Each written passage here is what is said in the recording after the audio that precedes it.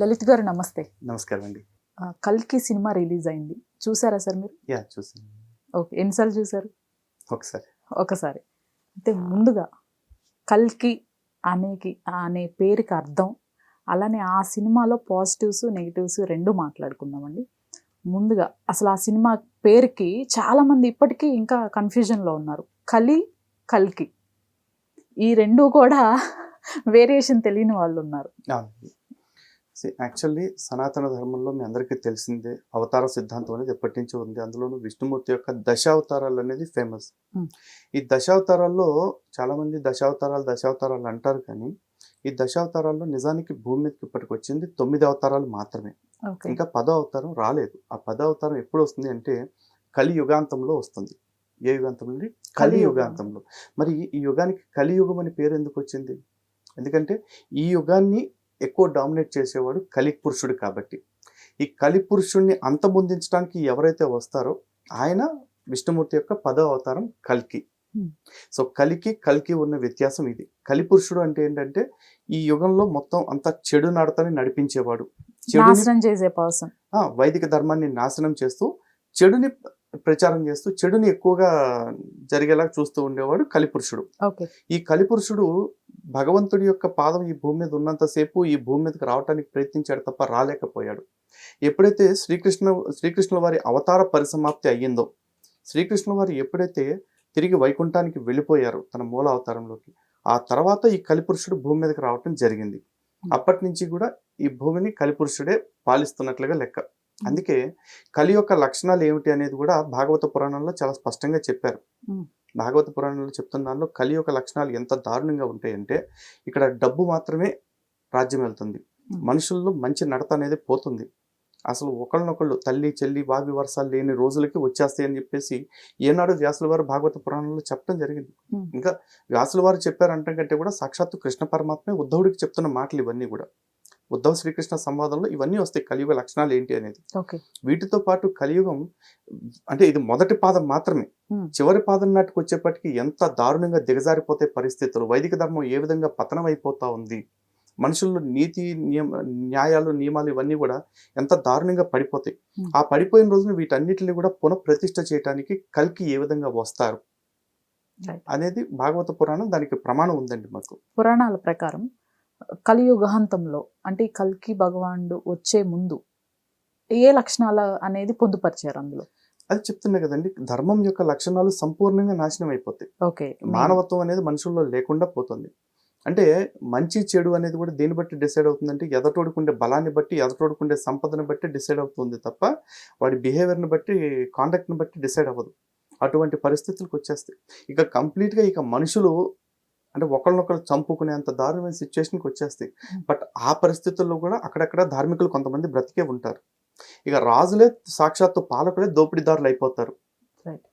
ప్రజల్ని కాపాడతారనుకున్న రాజులే దోపిడీదారులు అవుతారు. అంటే మన భాషలో చెప్పండి ఇప్పటి రాజకీయ నాయకులు. అయితే ఇలాంటి సిచ్యువేషన్స్ అన్ని వర్స్ట్ అయిపోయిన తర్వాత ఆ సిచ్యువేషన్స్ అన్నిటిని మార్చడం కోసం, మళ్ళీ సమాజాన్ని గాడిలో పెట్టడం కోసం కల్కి భగవాన్ మళ్ళీ అవతరిస్తారు. కల్కి రూపంలో స్వామి అవతరిస్తారు. అవతరించి ఎప్పట్లాగని యథా యథా హి ధర్మస్య గ్లానిర్భవతి భారతః అద్యుత్థానమధర్మస్య తదాత్మానం సృజామ్యహం. ఎప్పుడైతే ధర్మం తీవ్రమైన గ్లాని కలుగుతుందో ఆ ధర్మాన్ని పునఃస్థాపన చేయడం కోసం ఆయన వస్తారు, దుష్ట శిక్షణ చేస్తారు. అయితే ఇప్పుడు కల్కి సినిమా ప్రకారం కొన్ని పాయింట్స్ చెప్పారు. లైక్ అంటే మనం పీల్చే గాలిలో కానివ్వండి, మొత్తం అంతా నాశనం అయిపోయినప్పుడు మెయిన్ థింగ్ ఈ పాయింట్ ఒకటి రైజ్ చేస్తున్నారు, గంగ చివరి బొట్టు కూడా ఎండిపోతుంది. ఇది సాధ్యమేనండి? ఖచ్చితంగా సాధ్యమే. మనుషుల్లో మితిమీరిపోయిన స్వార్థం ఏదైతే ఉందో అది ధర్మం అనే దాన్ని కంప్లీట్గా పక్కన పెట్టించేస్తుంది. ఈ మితిమీరిపోయిన స్వార్థం అంటే ఎట్లా ఉంటుందంటే, ఇప్పటికున్న పరిస్థితుల్లో చూసుకోవాలి అంటే కనుక మనం ఏదైతే ధర్మం అనుకుంటున్నామో, ధర్మాన్ని పాటిస్తున్నామో, ఆ ధర్మం గురించి ఎవరైతే చెడు ప్రచారం చేస్తూ ఉన్నారో అలాంటి వాళ్ళ గురించి ఇదిగో మా ధర్మాన్ని తప్పు పట్టొద్దు, లేకపోతే మా ధర్మాన్ని తప్పుగా చూపియొద్దు అని మనలాంటి వాళ్ళు చెప్తూ ఉంటే, అరే నువ్వు మా అభిమాని నటున్నే అంటావా, లేకపోతే మా నాయకుడినే అంటావా అంటూ కొంతమంది పెట్టరైపోతున్నారు. చూసారా? ఇది కూడా కలియుగ లక్షణాలే. ధర్మం కంటే కూడా ఆ ఇష్టాల మీద ఎక్కువ ప్రాధాన్యత చూపిస్తారు.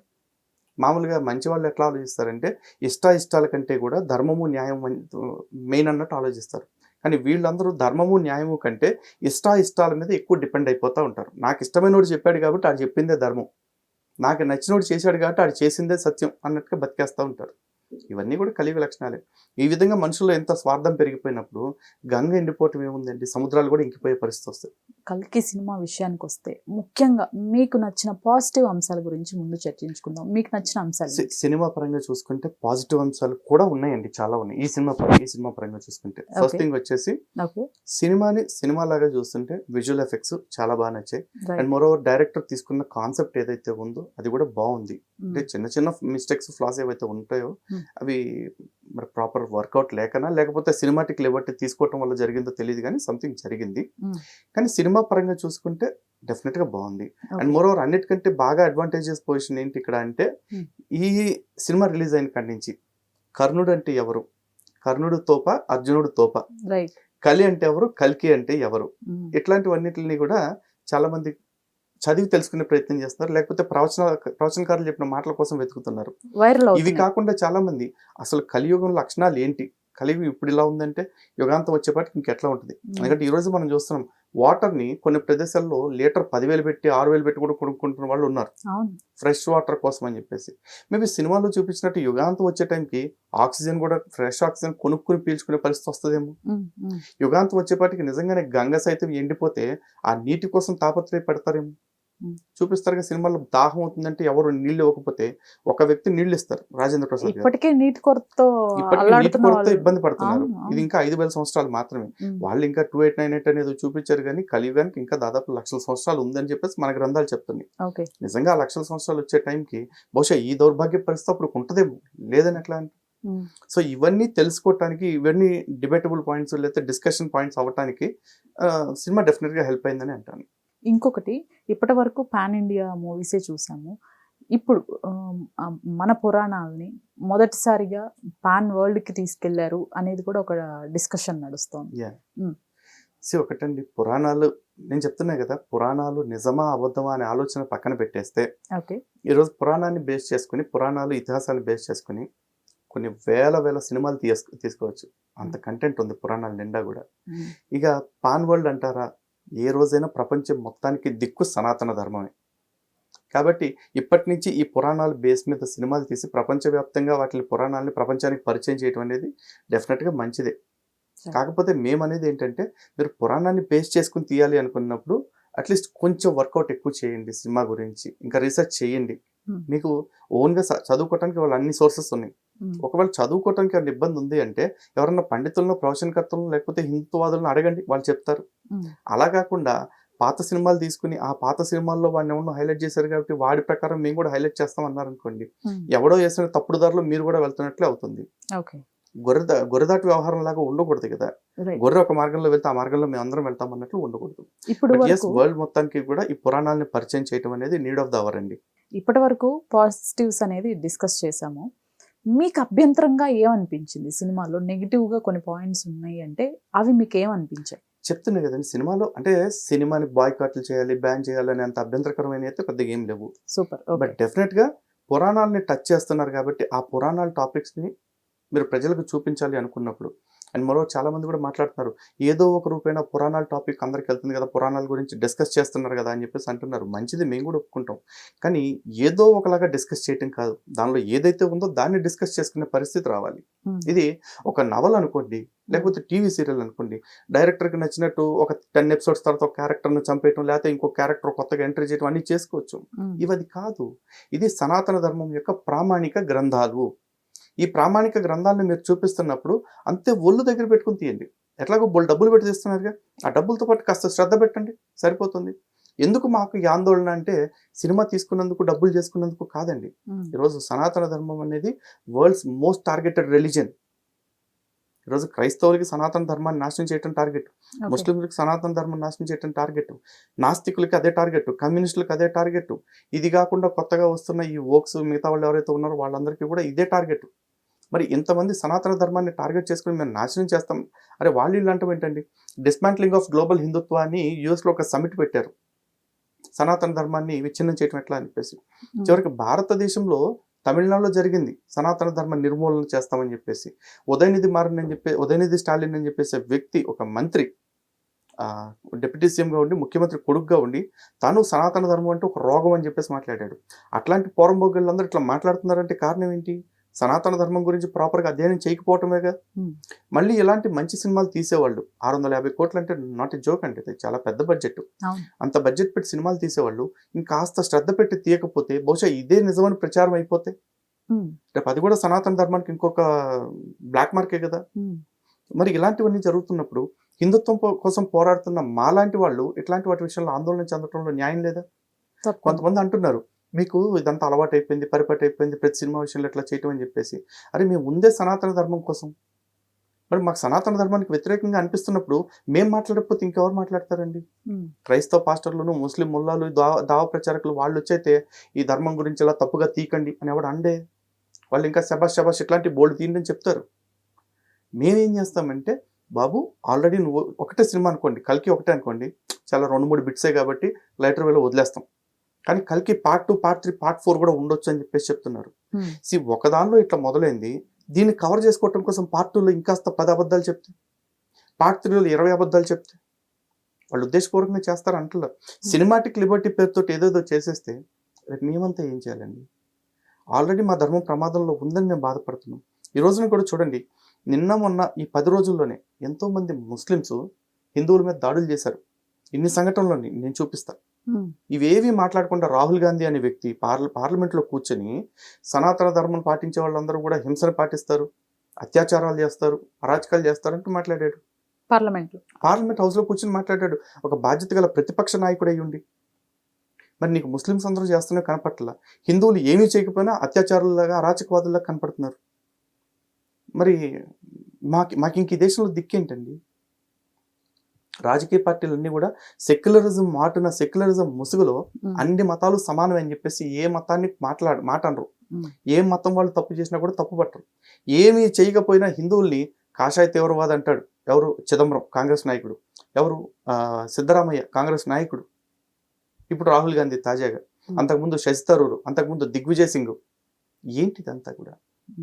ఇవే చాలదు అనుకుంటే ఇక కమ్యూనిస్టులు, డిఎంకే వాళ్ళు వీళ్ళు తృణమూల్ కాంగ్రెస్ వీళ్ళు మాట్లాడే మాటలు, వీళ్ళు చేసే చేష్టలకైతే లెక్కే లేదు.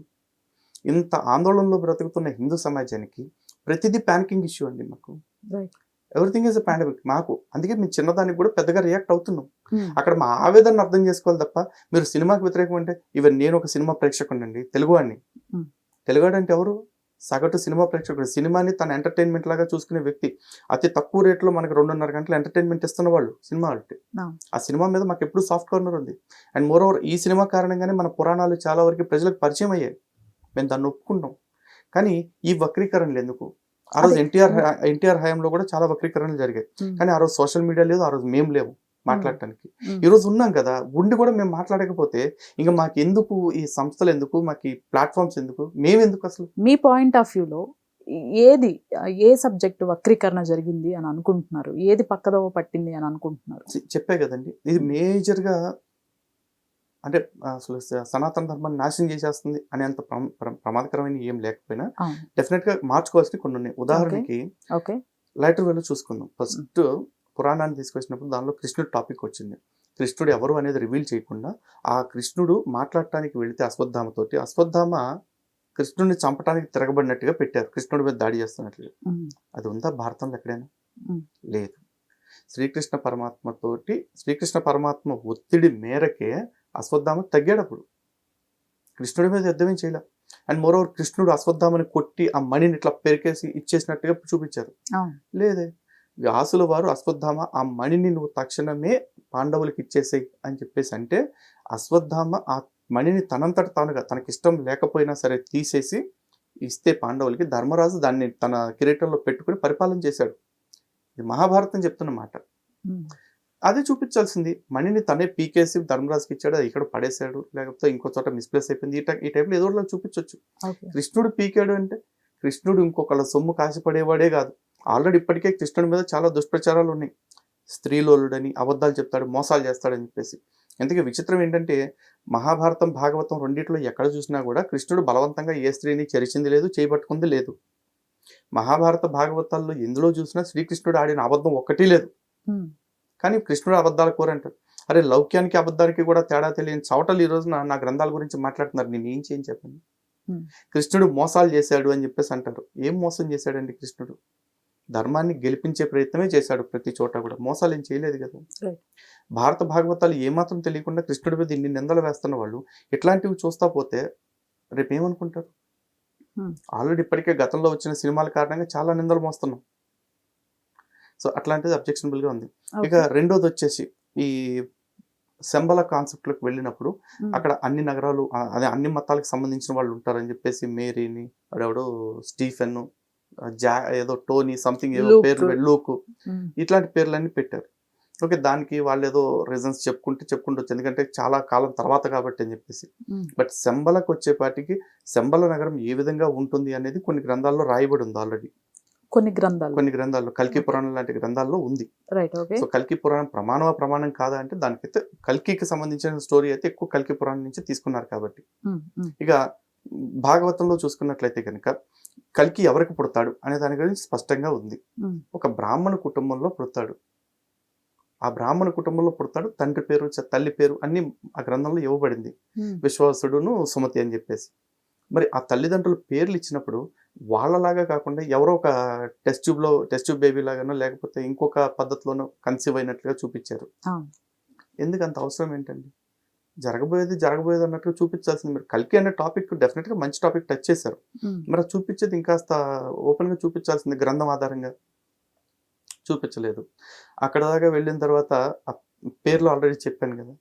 సో ఇక ఇట్లాంటి వక్రీకరణలు ఇది కాకుండా ఆ కర్ణుడి విషయం టాపిక్ చూసుకుంటే, కర్ణుడి రథం నేను బాణం వేస్తే 10 అడుగులు వెనక్కి వెళ్ళిపోయింది, కర్ణుడు వేస్తే నాది 2 అడుగులే వెనక్కి వెళ్ళింది రథం అని చెప్పేసి అర్జునుడు చెప్పడం. కృష్ణుడు అక్కడ కర్ణుడికి ఎంత ఎలివేషన్ ఇస్తూ కూర్చోవటం. మహాభారతం మొత్తం మీద ఎక్కడా కూడా కర్ణుడికైతే కృష్ణుడు ఎలివేషన్ ఇవ్వాల. శ్రీకృష్ణుడు ఎలివేషన్ ఇచ్చేంత గొప్ప క్యారెక్టర్ కర్ణుడు కాదు. గ్రంథం ఆధారంగా నేను మాట్లాడుతున్నాను. లేదు నా అభిమాన నటుడు ఎప్పుడూ అబద్ధాలు చెప్పాడు కాబట్టి ఆ అబద్ధమే నిజం అనుకుని బతుకుతాను అనుకుంటే ఆ వినేవాళ్ళ కర్మ, నమ్మేవాళ్ళ కర్మ. దానికి నా దగ్గర ఆన్సర్ లేదండి. ఎందుకంటే మహాభారత భాగవతాలు నా చరిత్ర గ్రంథాలు.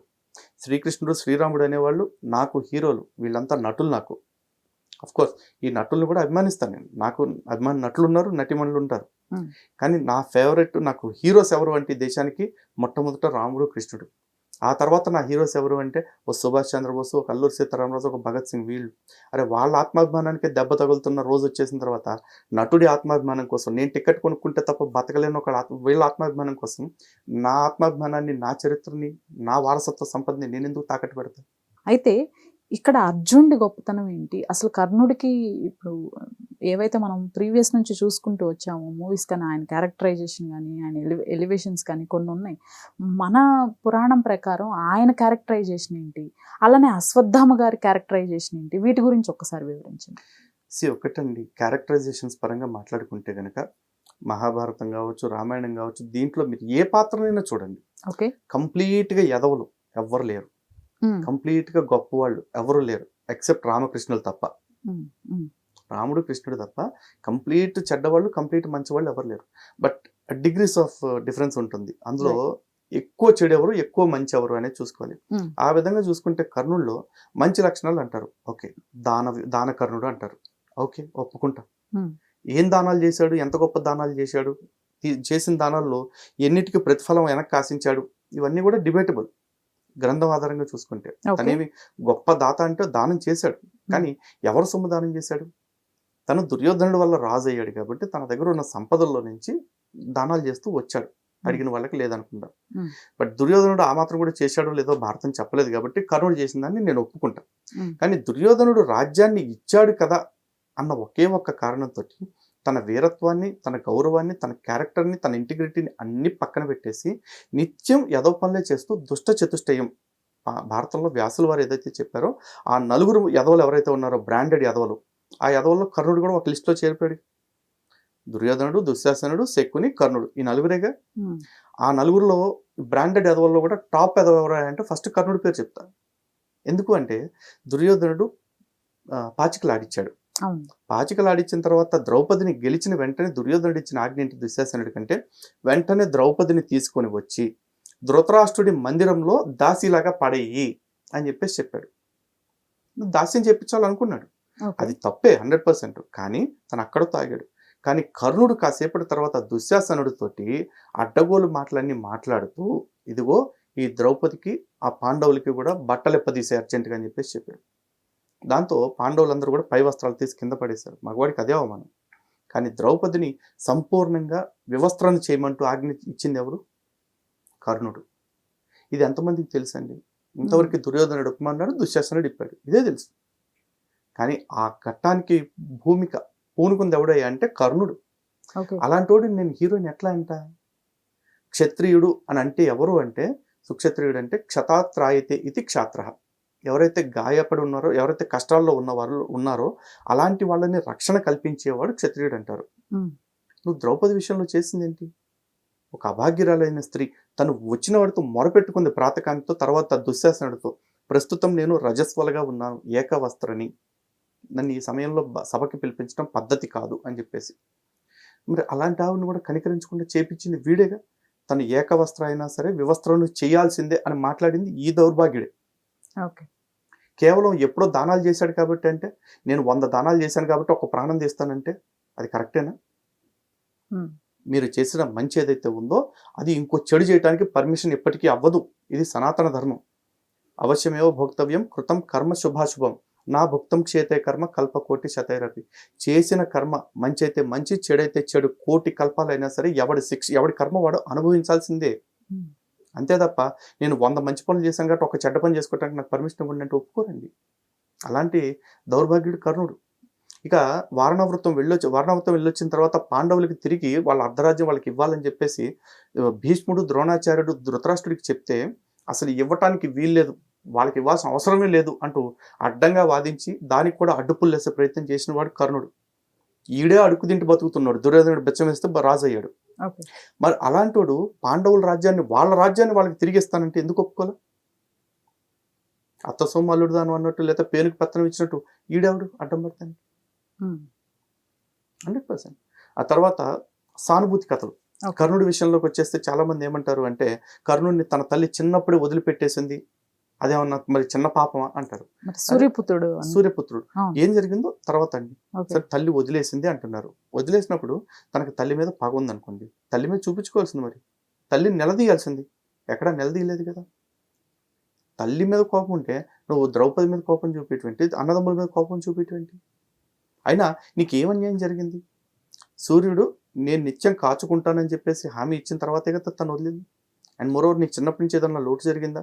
చాలా మంది ఏమనుకుంటారు, సోతపుత్రుడు అని అంటారు. కానీ మహాభారతం చూడండి, కర్ణుడిని పెంచుకున్న అతిరథుడు, రాధ ఎవరైతే ఉంటారో ఆ అతిరథుడు అనే వ్యక్తి ధృతరాష్ట్రుడి స్నేహితుడు అని ఉంది.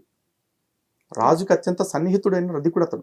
ఇతను కర్ణుడికి వేరే పేరు కూడా ఏదో విన్నాను. కర్ణుడి అసలు పేరు వసుసేనుడు అండి. వసుసేనుడు. కర్ణుడు అనే పేరు ఎప్పుడు వచ్చింది? ఎప్పుడైతే ఇంద్రుడికి కర్ణకుండలాలు కవచం దానం చేశాడో అప్పటి నుంచి కర్ణుడు అనే పేరు వచ్చింది. అప్పుడే సూర్యుడు కుమారుడు అని తెలిసింది కాబట్టి అప్పటి నుంచి వైకర్తనుడు అనే పేరు వచ్చింది. నిజానికి వాస్తవంగా అతని పేరు వసుసేనుడు. కాకపోతే దానవేర స్వరకర్ణ సినిమా వచ్చింది కాబట్టి కర్ణ అనే ఫేమస్ అయిపోతా ఉంది. ఇట్లా తనేం అన్యాయం జరిగిపోలే. అలానే ఇంకొక పాయింట్ అండి, మనం ఫస్ట్ అసలు కర్ణుడు అనగానే దానాలకు ప్రతీక అనేది ఒకటి ఉంది ఫస్ట్ నుంచి మనకి. కానీ ఇక్కడ దానం చేసిన ప్రతిఫలంగా ప్రతిసారి ఆశిస్తారా, లేకపోతే ప్రతిసారి కాదండి. యాక్చువల్లీ తన దానాలు ఏంటి అని మహాభారతంలో ఎక్కడా చెప్పలేదు. ఒక చోట మాత్రం ఏం చెప్పారంటే, తను అడిగిన వాళ్ళకి లేదనకుండా కూడా అందరికీ దానాలు ఇచ్చాడు, బ్రాహ్మణులందరికీ అని చెప్పేసి చెప్పారు. కానీ ఆ తర్వాత ఇంద్రుడికి దానం ఇచ్చినప్పుడు, ఇంద్రుడికి కవచకుండలాలు దానం ఇచ్చినప్పుడు శక్తి అస్త్రాన్ని ప్రతిఫలంగా తీసుకున్నాడు. సో కర్ణుడి ఘట్టాలకు సంబంధించి చాలా కల్పితాలు వచ్చేసినాయి. ఎందుకంటే ఒకడు మంచివాడని చెప్పారు కాబట్టి ఆ మంచితనాన్ని ఎస్టాబ్లిష్ చేయడం కోసం ఆ మంచితనాన్ని నిరూపించే కథలు చాలా తయారు చేసుకొచ్చారు. ఇక కర్ణుడు ఎత్తుకున్న శాపాల గురించి చాలా మంది మాట్లాడతారు. కర్ణుడి శాపాలన్నీ కూడా స్వయంకృతాలే. అవన్నీ కూడా ఎందుకంటే కర్ణుడి బిహేవియర్ రాంగ్ ఉంది. ప్రాబ్లం ఇప్పుడు అర్జునుడికి కర్ణుడికి తేడా ఏంటి? కర్ణుడు తనకున్న అస్త్ర బలంతో నిత్యం గర్వంతో ఊగిపోతూ దుర్యోధనుడిని మెప్పించాలి, ఎందుకంటే రాజ్యాన్ని ఇచ్చాడు కాబట్టి అని చెప్పేసి దుర్యోధనుడికి అన్ని దిక్మాల సలహాలు ఇచ్చాడు. ఘోషయాత్ర చేద్దామన్న సలహా ఎవరిది? కర్ణుడు ఇచ్చిందే దుర్యోధనుడికి. అక్కడికి వెళ్ళి దుర్యోధనుడు వెదవైపోయాడు కదా. పోనీ అక్కడికి వెళ్ళిన తర్వాత కర్ణుడు నేనేమన్నా పొడి చేస్తానని కాపాడా? లేదు. చివరికి గంధర్వుడి చేతిలో చావు దెబ్బలు తిని వికర్ణుడి రథం ఎక్కి దుర్యోధనుడిని అక్కడే వదిలేసి పారిపోయాడండి. ఇక్కడ ఇక్కడ మహాభారతంలో కూడా అట్లాగే ఉంది. ఒక పిరికివాడు నువ్వు, వారు ఎందుకు రెచ్చగొట్టావు రాజు నువ్వు? అర్జునుడి దగ్గర ఇంతకంటే అస్త్రాలు ఉన్నాయి. ఎప్పుడైనా ధర్మరాజుని అన్నయ్య మనం యుద్ధం చేయాల్సిందే, ప్రస్తుతం పొడి చేయాల్సిందే ఈ కౌరవుల్ని అని చెప్పేసి రెచ్చగొట్టాడా? లేదే. మరి అర్జునుడికి ఉన్న వినయం నీకెందుకు లేదు? శీలైన శోభతే విద్య అని చెప్పేసి ఊరికే అన్నారు కదా, క్యారెక్టర్ వల్లే విద్యకి గొప్పతనం వస్తుందండి. ఏదో చదువుకున్నాను కాబట్టి గొప్పడే కూడా, చదువుకు తగ్గ సంస్కారం కూడా ఉన్నప్పుడే అవుతారు. ఆ సంస్కారం అర్జునుడికి ఉంది కాబట్టి ద్రోణాచార్యుడు అంత ప్రేమించాడు అర్జునుడిని, మిగతా శిష్యులందరికంటే ఎక్కువగా కూడా. ఆ తర్వాత ద్రౌపది విషయంలో రెచ్చగొట్టి వస్త్రాపహరణం చేయించింది ఎవరు? ఆ తర్వాత కౌరవుల్ని గోగ్రహణం చేస్తే వాళ్ళు బయటకు వస్తారంటూ దిక్కుమాల సలహా ఇచ్చేసి విరాట్ నగరం మీదకి తీసుకుపోయింది ఎవడు?